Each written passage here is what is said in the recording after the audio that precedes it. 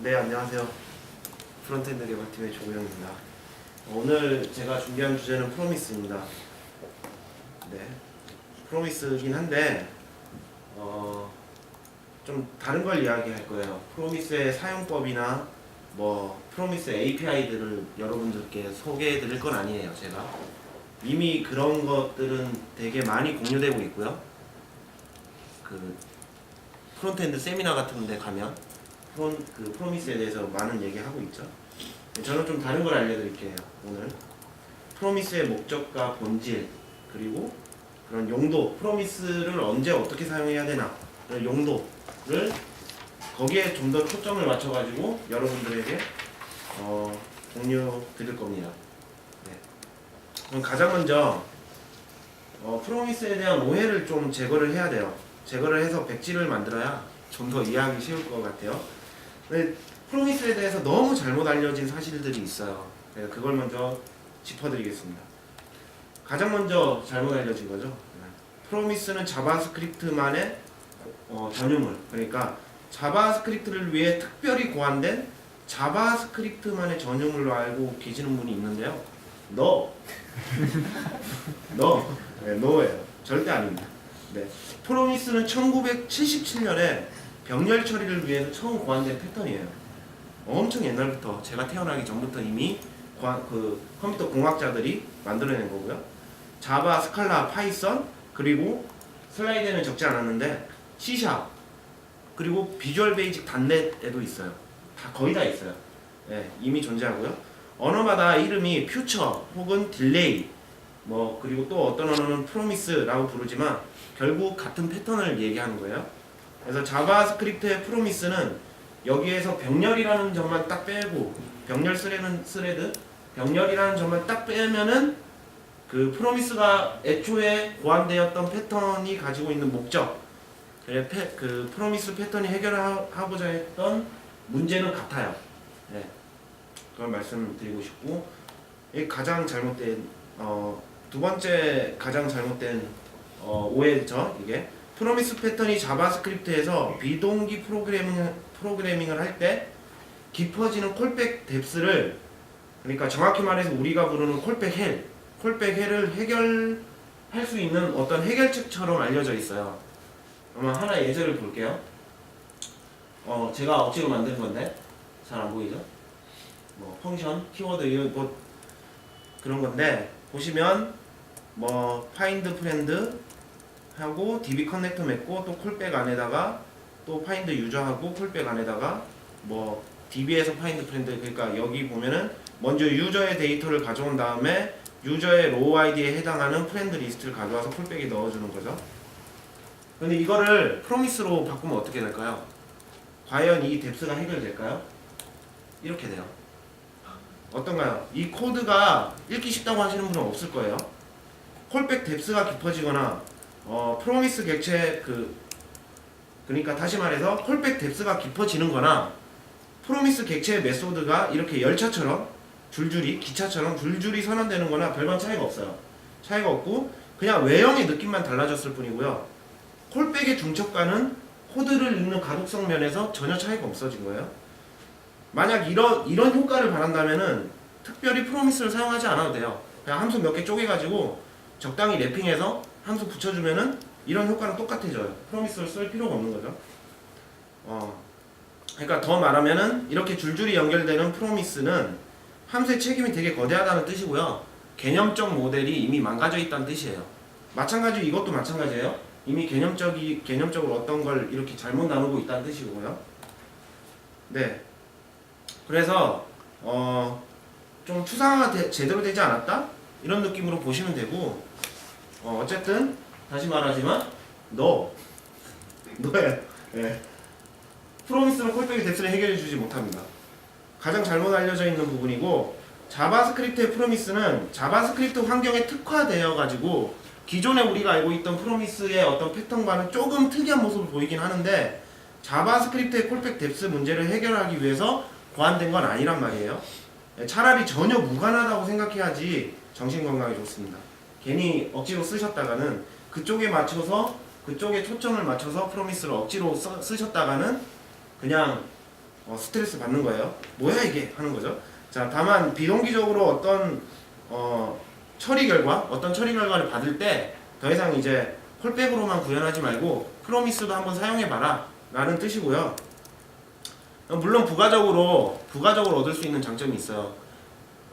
콜백으로 구현하면 뎁스가 깊어지는 부분이 부가적으로 프로미스를 사용하다 보면 뎁스가 없어지는 경우도 있어요. 근데 이거는 프로미스의 원래 목적, 아직 얘기 드리지 않았지만 프로미스의 원래 목적에 초점을 맞춰서 사용하다 보면은 얻어지는 부가적인 장점인 거지, 프로미스가 콜백 뎁스를 해결해 주기 위해서 나온 건 아니란 뜻이에요. 네, 나중에 더 얘기 드릴게요. 네, 그리고 뭐 어렵고 대단한 API다 뭐 이렇게 알려지기도 했는데 아닙니다. 네, 맨 처음 고안되었을 때는 되게 대단한 발견이었을 수도 있어요. 1977년에 어떤 사람이 이렇게 쓰자라고 했을 때는 굉장히 좋은 패턴일 수 있었지만 현 시점에는 되게 대중적으로 쓰고 있는 패턴이고 대단한 건 아니에요. 새로운 것도 아니에요. 대표적으로 우리가 잘 알고 있는 펍서 패턴, 퍼블리시 서클리브 패턴을 이야기를 해볼게요. 어떤 문제를 해결하기 위해서 고안된 건지는 자세히 이야기해드리지 않을게요. 다들 그 문제는 잘 알고 있으니까. 퍼스업은 단순히 패턴이잖아요. 패턴이고 패턴의 전제 조건으로 구독과 발행의 구현이 필수예요. 구독할 수 있고 발행할 수 있어야 돼요. 이를 구현한, 그러니까 퍼스업 패턴을 구현한 라이브러리는 모두 구독과 발행을 할 수 있어야 돼요. 왜냐하면 전제 조건이 같으니까. 어떤 퍼스업 패턴의 라이브러리는 구독을 할 수 없어요. 이런 건 있을 수 없죠. 그럼 퍼스업 패턴이 아니죠. 마찬가지로 프로미스도 마찬가지예요. 프로미스도 패턴 또는 기법이고요. 당연히 패턴에 정의된 여러 가지 전제 조건이 있어요. 이렇게 하자, 저렇게 하자. 그래서 지금 출시된 많은 프로미스 라이브러리들은 이 전제 조건을 구현하고 있을 뿐이에요. 그냥 약속한 어떤 전제 조건을. 우리는 그거를 사용하려면 구현한 라이브러리를 써야 되잖아요. 되게 많아요. 큐브 라이브러리, 뭐 어싱크 라이브러리, 뭐 여러 가지들이 있는데 우리는 그런 걸 써야 되죠. 물론 ECMA6에는 추가된다고 하지만은 여전히 우리는 프로미스를 사용하려면 라이브러리를 써야 돼요. 차라리 그냥 프로미스는 라이브러리다 라고 생각하고 쓰면은 오히려 더 접근하기가 쉬워요. 네. 뭔가 어렵고 뭐 새롭고 대단하고 이런 건 아니란 거죠. 네. 오해는 여기까지 해드리고 이제 다음을 넘어갈게요. 자, 그러면은 정확히 프로미스는 무엇일까? 어떤 목적을 가지고 있을까?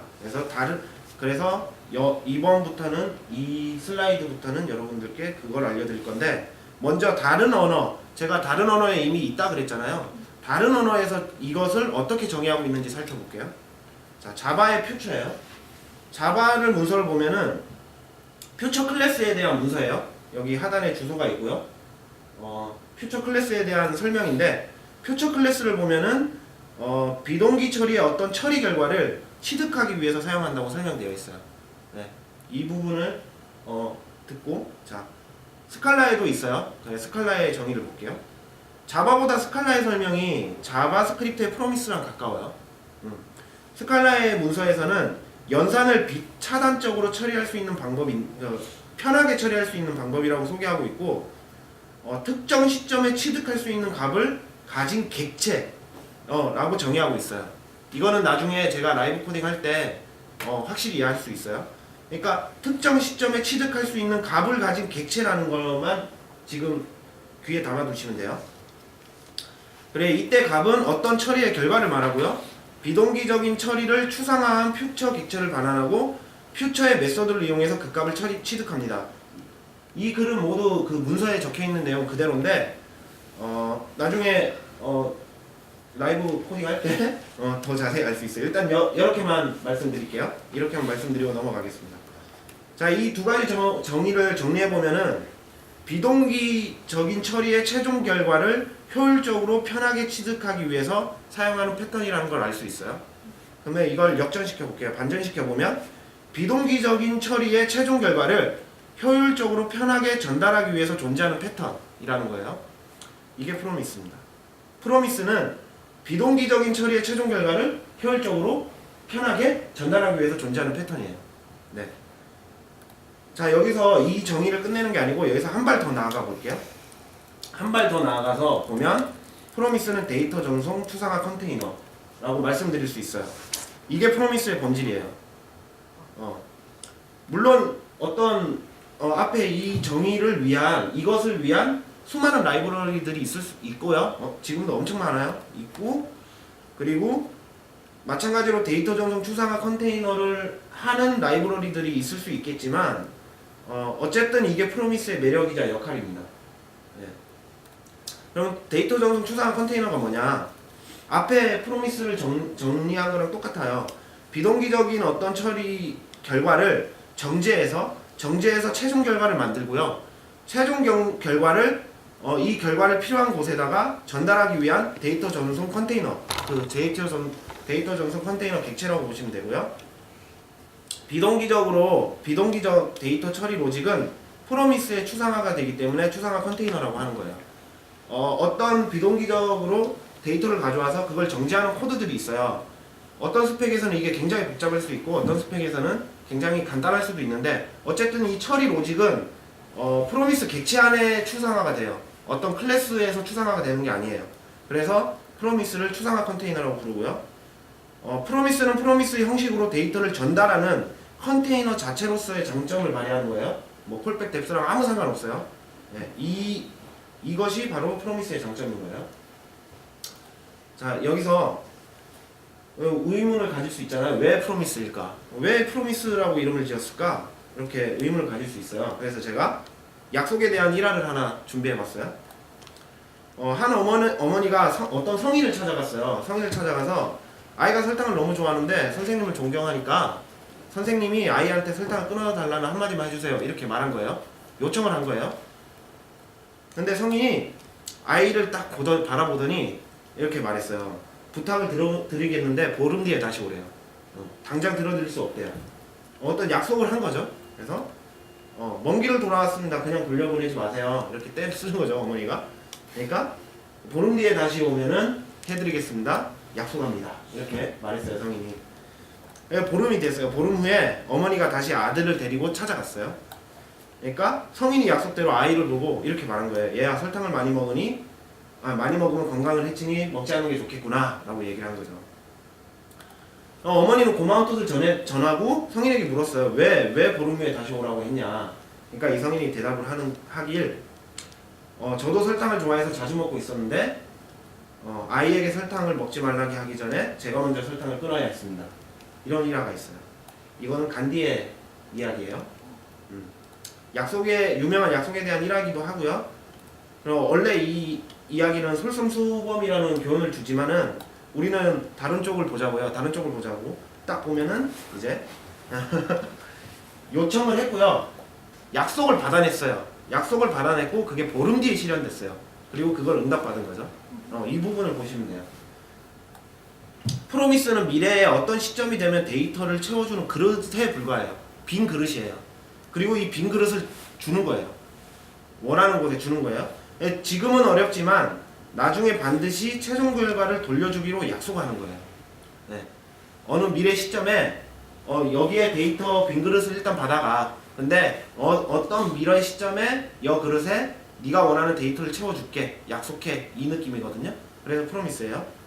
근데 하지만은 MIT의 컴퓨터과학 명예교수 칼 휴이트라는 사람이 있어요. 이 사람은 프로미스는 미래의 시점을 의미하지 않기 때문에 퓨처가 더 적합한 이름이라고 얘기했어요. 미래의 시점을 나타내는. 자바에 퓨처가 있는 거고요. 그래서 스칼라도 퓨처가 있는 거겠죠. 네. 이 정도로 해두고 더 큰 이해를 위해서 예제를 한번 실습해 볼게요.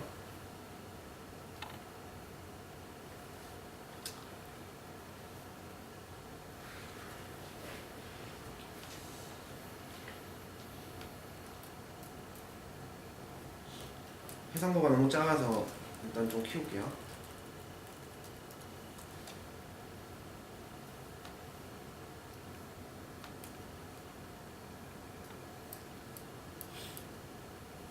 네. 자, 제가 예제를 하나 준비했고요. 그래서 앞에 정의해드린 프로미스의 목적이랑 프로미스라는 이름을 왜 프로미스라고 지었는지 그걸 좀 더 이해하기 쉬울 겁니다. 네, 제가 준비한 예제는 이건데 일단은 다오를 보시면 브레드 팩토리 다오가 있고요. 그 다음에 소스 팩토리 다오가 있어요. 네, 여기에 이 다오는 데이터베이스에 커넥트를 해서 빵이라는 데이터를 주어야 돼요. 빵의 종류. 지금은 딱 하나밖에 없지만, 네, 지금은 딱 하나밖에 없어요. 구현 안 돼 있고, 어쨌든. 이 팩토리, 이 빵 공장에서는 우리가 개념적 모델, 현실적인 개념적 모델을 한번 들고 와 보자고요. 빵 공장에서는 빵을 줘야 돼요. 소스 공장에서는 어떤 소스를 줘야 되고요. 그러면은 사용자가 마트를 갈 거예요. 여기 마트 컨트롤러가 있습니다. 마트를 가서 빵을 줘요. 그러니까 햄버거를 줘요. 라고 주문을 할 거예요.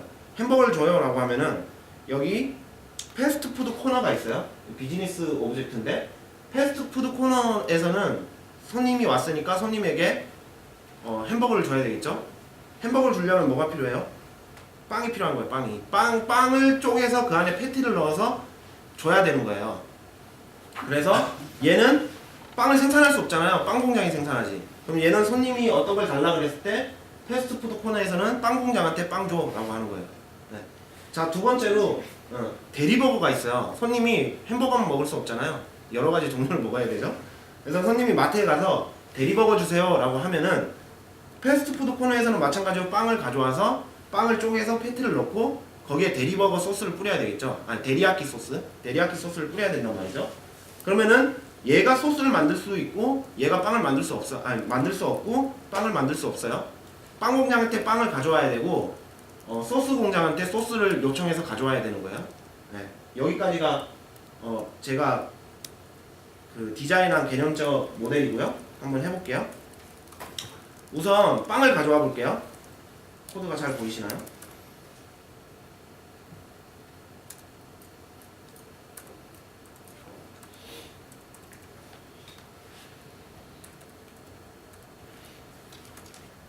잠깐만요. 폰트를 조금 키우겠습니다. 어디서 키우지? 단축키가 안 먹어가지고.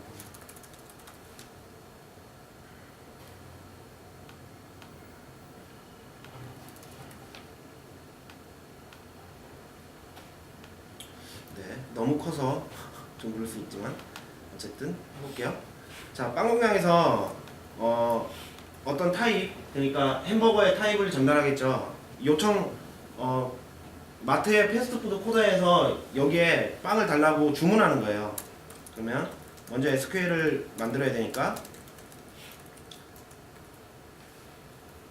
select 타입을 넣어서 SQL을 만들어낸 다음에 그 다음에 쿼리를 날려야 되겠죠. 근데 이 쿼리 함수는 쿼리 함수를 보시면은 어떤 실행 결과가 들어가는 것처럼 보이고 우리는 보통 이렇게 함수를 넣어서 실행 결과를 받겠죠. 이렇게. 그런데 이 방식이 아니고 쿼리는 프로미스로 디자인되어 있어요. 그래서 이 쿼리를 실행하면은 프로미스라는 빈 객체를 전달해요. 빈 그릇. 약속하는 거죠. 야, 빵 만들어. 이렇게 했는데 쿼리가 이제 얘기를 하는 거예요. 지금 빵 만들려고 했는데 지금 당장 너한테 빵을 줄 수 없으니까 다 만들어지면 줄게 라고 하면서 어떤 채권 같은 놈을 넘겨주는 거죠. 여기에. 근데 이 채권 같은 놈의 함수가 then이 있는 거예요. 이렇게 넘어오는 거죠. 그리고 우리는 이 then을 받을 수 있어요. 실행해 볼까요? 실행을 보려면 일단은 마트가 웹에 요청이 들어오는 데니까 일단은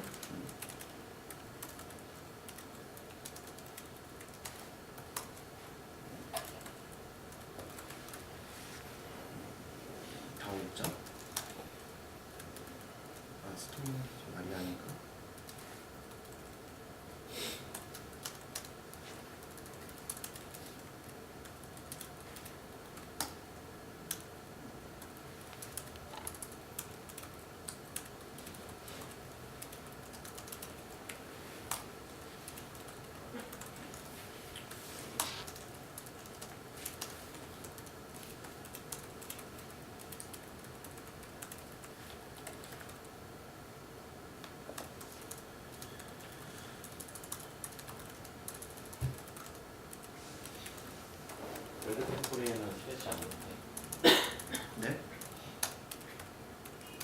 번째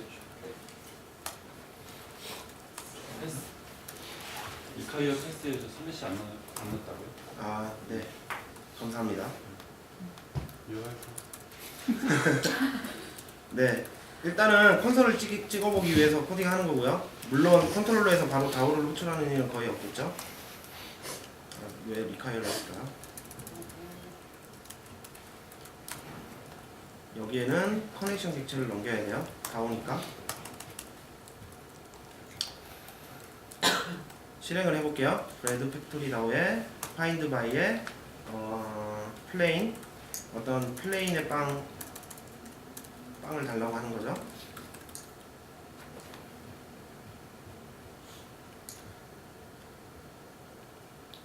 실행했는데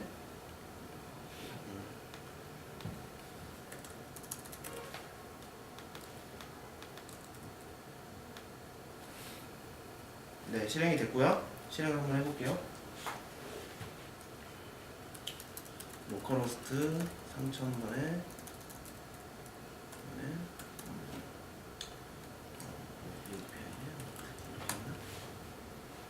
그냥 맡은 거고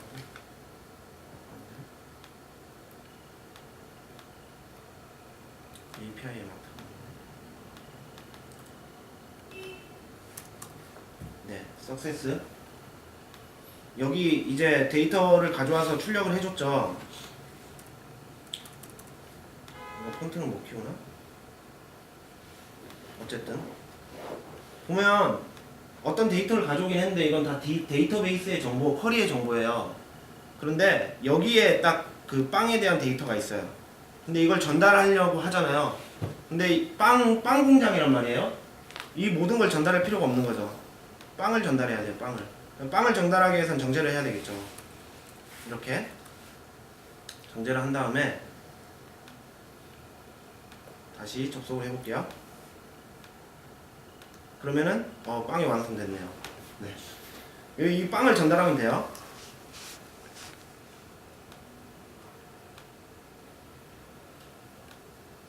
그러면은 브레드 팩토리 공장에서는 이 빵을 전달하는 게 되는 겁니다. 그리고 이걸 사용해 보면 되는데 여기에 어떻게 전달할 거냐가 또 문제잖아요. 여기에 생략된 게 있어요. 바로 여기에 리턴이 들어가야 돼요. 그러니까 이것을 호출하면은 프로미스 객체를 리턴해요. 빈 그릇을. 그리고 이 그릇이 이렇게 채워지면 여기에서 사용할 수 있는 거예요. 한번 해볼까요? 그럼 여기에 어떻게 들어오겠어요? 브레드라고 들어오겠네요. 그럼 이 브레드를 찍어보면 되겠네요.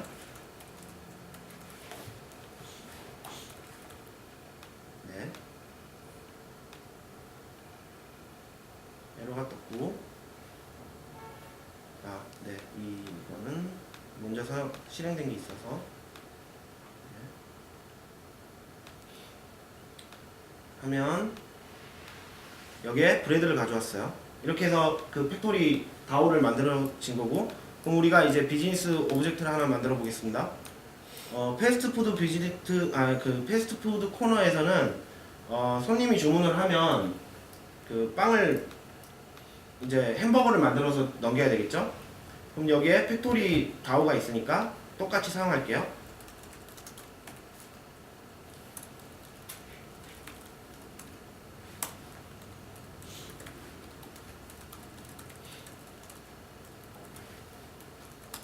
이렇게 되는 거죠.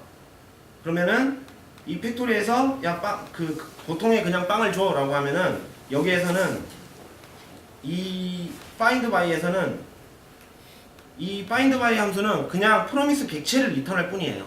프로미스 객체를 리턴할 뿐이고 어떤 처리는 프로미스 객체에 추상화가 되어 있는 거예요. 그래서 추상화 컨테이너라고 그랬죠. 그럼 여기서는 이제 이 빵을 만들 건데 햄버거를 만들어야 되잖아요. 오더 햄버거니까 햄버거를 만들려면 패티를 넣어야 되니까 그래서 여기에 패티라는 프로퍼티를 하나 추가할게요. 패티 해서 소고기 패티. 네, 그 다음에 햄버거를 넘기는 거죠. 이렇게 넘기게 됐어요. 그러면은 이제 그 햄버거 오더 햄버거라는 함수, 그러니까 패스트푸드 코너 비즈니스 오브젝트에 오더 햄버거를 내리면 빵 공장에 보통의 빵을 줘 라고 하면 얘가 야 지금 당장 주기 어려우니까 일단 약속 먼저 받아가면서 프로미스 객체를 넘기고 그 약속한 데이터가 어떤 데이터든 채워지면 이 함수가 실행돼서 또다시 얘가 어떤 내가 원하는 비즈니스 로직을 처리할 수 있는 거죠. 처리하고 햄버거를 만든 다음에 지금 넘기고 있어요. 그 다음에 이 마트에서 이제 이거 다 필요 없으니까 지워버리고 자 패스트푸드 코너 비오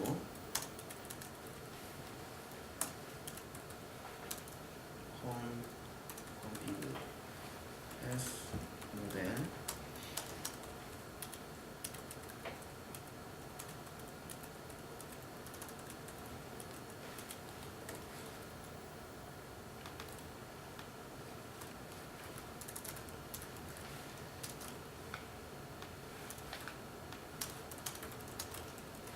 그러면 이 마트에 제품을 요청하면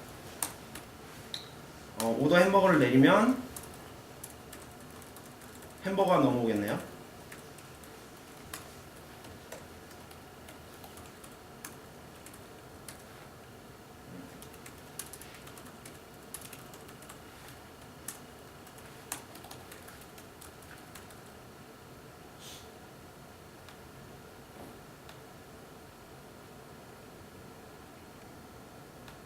요청을 해볼게요. 그러면 이렇게 햄버거를 받게 된 거예요. 손님은 햄버거를 요청했으니까요. 자, 근데 일단 어떤 햄버거는 이제 받아서 요청을 했는데 대리버거를 요청할 수도 있잖아요. 그래 한번 볼게요. 대리버거를 요청하기 위해서 어떻게 처리를 하는가? 대리버거를 받기 위해서는 자 타입을 받아서 RQ 파람즈 이렇게 하면 넘어오거든요.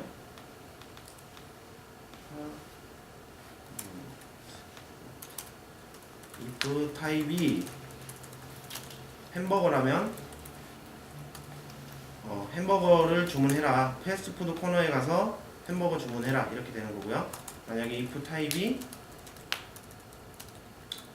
대리버거라면 패스트푸드 코너에 가서 오더 대리버거를 주문해라. 이렇게 되는 거죠. then 펑션 그러면 대리버거가 리턴돼야 되죠. 대리버거가 리턴돼야 되고 대리버거를 받게 되면 이제 손님한테 대리버거를 넘겨줘야 돼요. 우리 타입 받을 때 RES요? IQ 아니고? REQ인데? 감사합니다. 자, 그러면은 손님이 여기다가 프로덕트니까 여기다가 햄버거를 치면 넘겨줘야 되겠죠? 아이고, 자꾸 하는 거네. 자, 그러면은 손님이 마트에 가서 햄버거를 주문하니까 햄버거가 왔어요. 그러면 이제 우리는 대리버거를 만들어 볼게요. 자, 일단은 컨트롤러에서 대리버거를 요청하면은 어떤 처리 결과의 로직은 짰죠. 여기 구현을 해줘야 되는 거죠.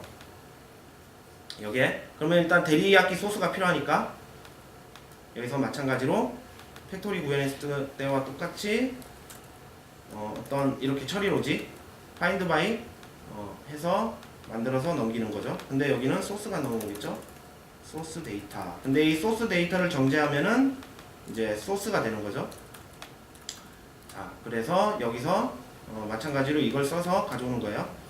그런데 제가 어떤 타입이라고 써놨는지 데리야키라고 써놨나봐요. 네. 그러면 여기서 일단은 return this 브레드 빵을 먼저 가져와야 되잖아요. 빵도 필요하고 소스도 필요하니까 빵 브레드라는 걸 가져왔고 그 다음에 테리 버거 이렇게 되는 거죠. 널 이렇게 되고 그 다음에 버거에다가 브레드라는 정보를 넣고 그 다음에 테리 버거에 패티에다가 소고기라는 걸 넣고 그 다음에 또 리턴을 해줄게요. 셀프 오메기 디스 셀프죠. 셀프 소스 바오에 가서 find by 테리야키 이렇게만 실행하고 그 다음에 여기에 then 하면은 이 소스 이 실행 그 객체가 넘어오고 객체에 then이 호출되니까 여기에 데이터가 채워지면 호출되는 거예요. 소스를 받게 되겠죠. 그리고 마찬가지로 테리버거의 소스에다가 이 소스를 넣어주고 리턴 테리버거 이렇게 해주면은 여기서 대리버거가 전달 받아줘야 돼요.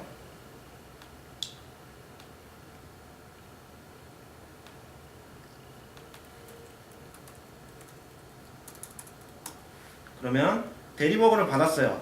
일단 빵의 정보랑 패티의 정보 그리고 소스의 정보까지 다 조합된 거죠.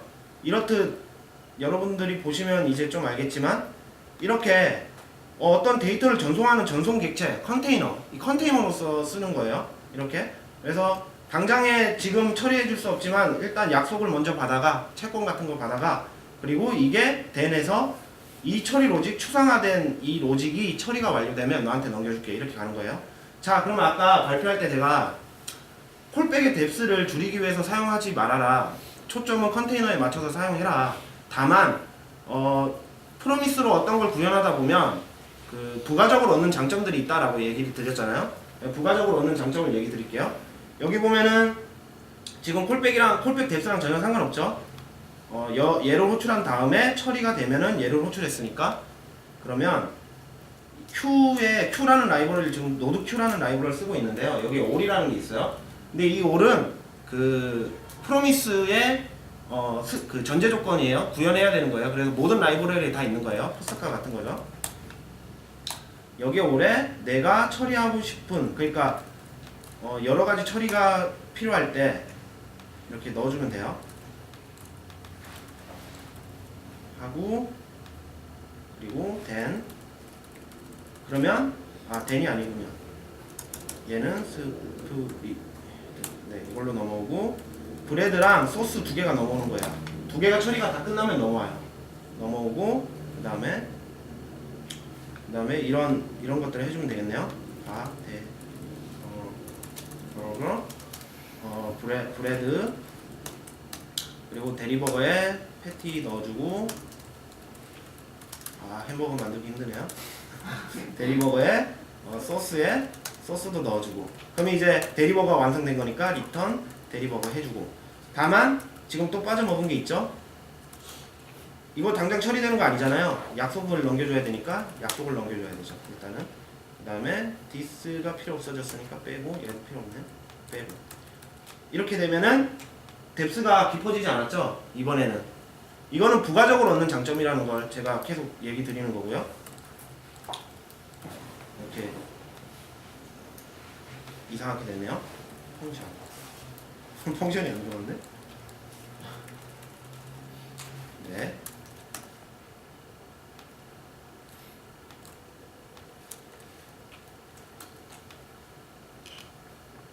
네, 이렇게 되는 겁니다. 그러면 이제 뎁스가 안 깊어졌고, 자, 한번 실행을 해볼게요. 마찬가지로 받아지나? 네, 그러면은 대리버거를 가져온 거예요.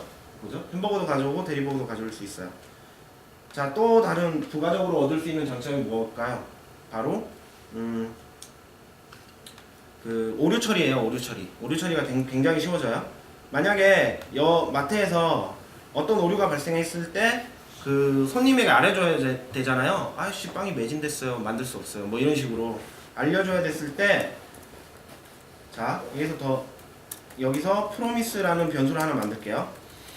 그리고 얘는 무조건 프로미스 객체를 넘긴다 그랬잖아요. 프로미스 객체를 넘기고 여기다가 프로미스 페일 어떤 실패가 발생하면 이라는 거예요. 자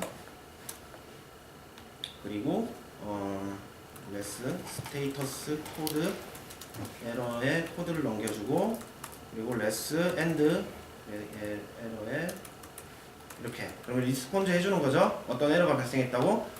프로미스 안에 추상화된 어떤 코드에서든 스로우가 발생하면은 그게 다 페일로 가요. 어떤 것든. 그래서 제가 에러를 하나 만들어 볼게요. 빵에다가 여기다가 그냥 추상화를 요 안에 시켜야 되니까 그냥 만드는 거예요. 그냥 스로우 해서 코드는 400 코드, 에러 코드 400인데 이 G는 빵이 매진되었습니다. 이렇게 이게 뭐 이런 식으로 바뀔 수 있겠죠. 만약에 브레드 데이터가 랭스가 뭐 제로면 뭐 이런 식으로 할 수 있겠죠. 이렇게 해서 해주면 자 데리버거로 했는데 잠깐만요.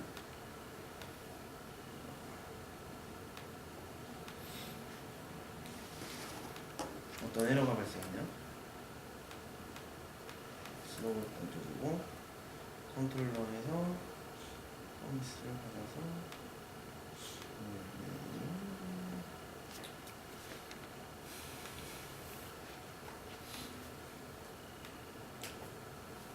퍼스트 비스트 오케이. 네, 잘못 알고 있었네요. MESS 네, 스트링을 넣어야 됐었는데 다시 실행할게요. 다시 실행해서 샌드를 하면 이렇게 빵이 매진되었습니다. 그리고 에러 코드 400 배드 리퀘스트가 뜨는 거죠. 이런 식으로 에러 처리가 굉장히 용이해진다 라는 장점이 있고요. 두 번째 장점, 두 번째 부가적으로 얻을 수 있는 거, 프로미스 객체 안에 추상화된 모든 코드가 이제 덴덴 하면서 계속 추가되잖아요. 코드가 모든 코드가 다 실행되면은, 그러니까 빙 데이터 그릇이 완전하게 채워지면 실행되는 함수가 있어요. 파이널리라고 있어요. 그런데 자 콘솔 로그를 보면 지금 마리아DB랑 커넥션을 맺고 데이터베이스를 선택하고 이제 이거는 그냥 객체 리턴 하는 건데, 어떤 처리가 끝났는데 디스커넥트가 없잖아요. 계속 커넥터가 쌓이는 거죠. 내가 요청을 계속 하면, 그러면은 계속 커넥션은 맺어지는데 커넥션을 다시 끊어지는 게 없는 거예요. 그러면 비즈니스 가서 파이널리 뭐죠? 철자? A 빼요. A. Y I. 날 예. 외웠었는데.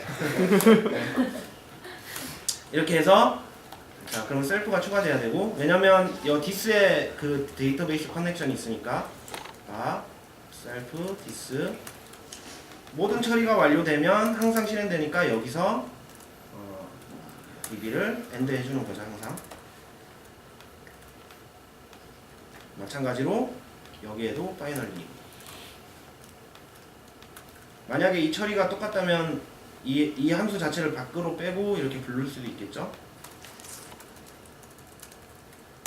이렇게 해준 다음에 다시 실행을 해볼게요. 그러면 자, 먼저 제가 그냥 햄버거 이렇게 하면은 에러가 났네요. 당연히 아까 코드 제거 안 했으니까.